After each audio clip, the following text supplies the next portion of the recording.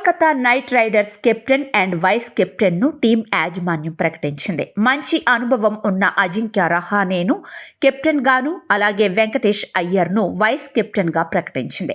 అజింక్య రహానే 185 మ్యాచ్లు ఆడి 123.42 స్ట్రైక్ రేటుతో 4,642 పరుగులు చేశాడు.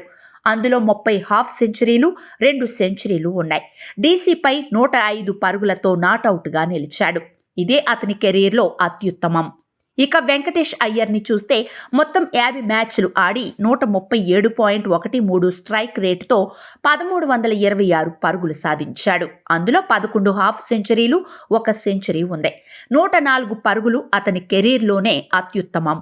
ఇక కోల్కతా నైట్ రైడర్స్ సీఈఓ మాట్లాడుతూ, రహానే లాంటి వ్యక్తి ఉండటం మాకు చాలా సంతోషంగా ఉంది.